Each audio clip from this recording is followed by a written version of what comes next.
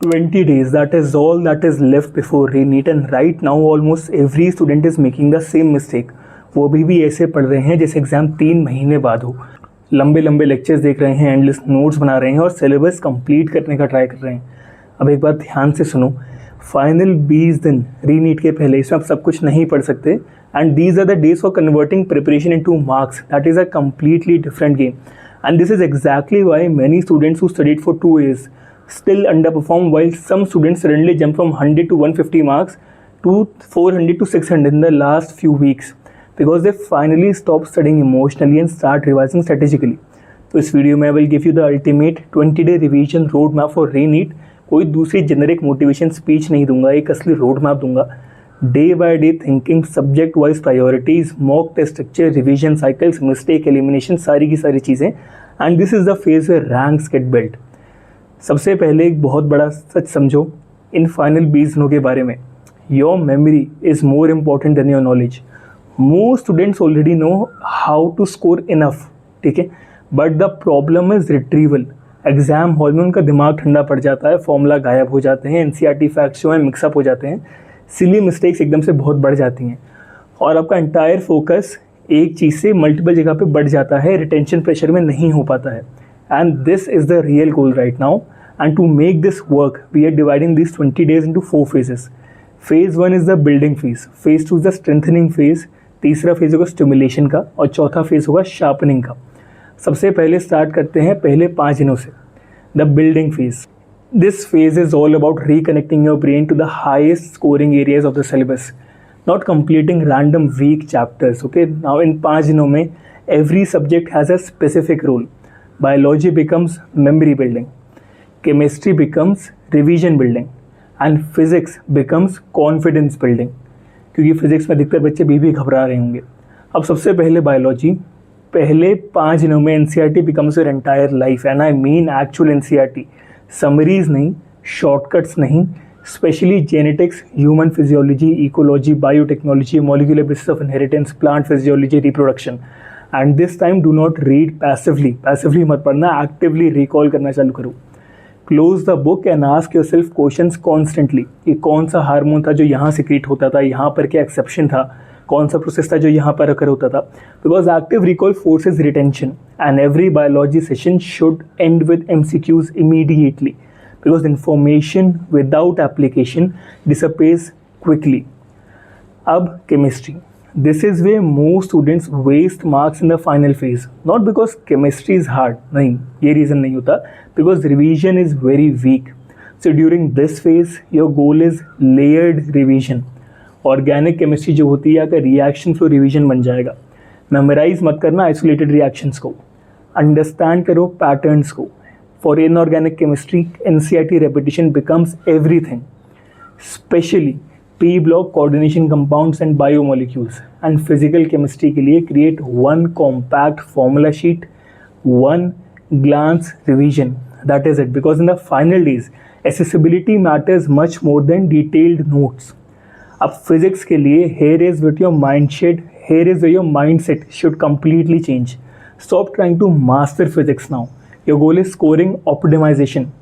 अब इसका मतलब ये है कि हाई यील्ड चैप्टर्स को पहले करो, modern physics, current electricity, electrostatics, ray optics, semiconductors, magnetism, and instead of theory overload करने के बदले फोकस करो क्वेश्चन के पैटर्न्स पे. अधिकतर नीट की जो फिजिक्स हैं, क्वेश्चन रिपीटेड स्ट्रक्चर्स होते हैं, सेम कंसेप्ट होते हैं, सेम फॉर्मूला होता है, एप्लीकेशंस डिफरेंट होती हैं बस. तो PYQs को एग्रेसिवली सॉल्व करो, कैजुअली नहीं. अब आफ्टर दीज 5 days आता है फेज 2 जिसका नाम है स्ट्रेंथनिंग फेज, यानी days 6 to 10, and this is where your preparation starts becoming exam oriented. And this phase is extremely important because this is where most students either become sharper और mentally collapse. Now your focus shifts from studying chapters to connecting chapters, ठीक है. Mixed revision, mixed MCQs, mixed test papers. Your brain must stop expecting कि subject wise comfort zone से question आएगा, because जो असली exam है वो mentally chaotic होता है. फिजिक्स के बाद बायोलॉजी, उसके बाद केमिस्ट्री, उसके बाद फिजिक्स, ऐसे स्विच करो जल्दी जल्दी. मेंटल फटीग को ट्रिगर करने की कोशिश करो, and now you start training for the environment. This is way mini test becomes very powerful. Full mocks अभी भी नहीं, अभी रुक जाओ. 45 मिक्स सब्जेक्ट टेस्ट करो. पहले फास्ट रिकॉल करो, फिर फास्ट थिंकिंग करो, फिर फास्ट रिकवरी करो, and this phase is basically teaching your brain speed. One thing that almost nobody talks about, energy management. Paper के बीच में most students destroy themselves mentally before the exam. खराब sleep, random stress, over stimulate करेंगे खुद को. ध्यान से सुनो ये बात, एक काम ब्रेन जो है it would remember much better than a stressed brain. So stop Doom scrolling, stop comparing mock scores, stop consuming panic content daily because anxiety destroys retention. Now 11 to 15, this is the stimulation phase, and this is where full syllabus mock test becomes your main weapon. Alternate day full mocks, real exam timing, same sitting posture, same water intake, same timer pressure. अब पूछोगे कि क्यों सब कुछ same क्यों? Because NEET is not just a knowledge exam. ये बच्चे बहुत बड़ी गलती करते हैं. It is a nervous system exam and I mean it. The student who stays calm under pressure automatically gains marks, and after every mock spend hours analyzing, not minutes. Analysis is where ranks change. खुद से पूछो, बार बार पूछो कि why did I lose marks here? Concept में gap था, memory issue था, या फिर पैनिक था.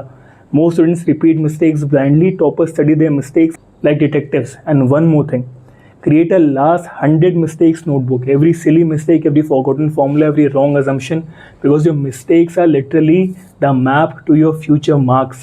And final जो आखिरी 5 दिन हैं, the sharpening phase, these are all about mock test, and this is where students usually ruin everything. Suddenly they panic, they start new chapters, new books, new teachers, new strategy, and ये बहुत बड़ी गलती है. Your brain right now needs familiarity, not confidence. Familiarity and confidence, not chaos. During these final days, your world becomes very small. NCERT formula sheets, PYQ, mistake notebook, mock analysis, that is it, especially biology NCERT. उसे बार बार पढ़ो, repeatedly पढ़ो, और अपनी mistake notebook जो बनाई है उसे बार बार repeatedly पढ़ना चालू करो. Precision should be your focus, not volume. And at this stage, one silly mistake avoided is worth more than learning one new chapter. Now let me tell you the biggest mistake students make in the last week. वो panic कर जाते हैं, they keep studying but don't stop thinking. They become mechanical. कोई reflection नहीं, कोई analysis नहीं, कोई awareness नहीं. हर रात अपने आप से 3 क्वेश्चन पूछो. आज मैंने क्या इंप्रूव किया, आज मैंने क्या मिस्टेक रिपीट करी, और कल मैं क्या फिक्स कर सकता हूँ. That self awareness is what keeps preparation sharp. And now listen carefully, because this is the most important thing I will say in this entire video.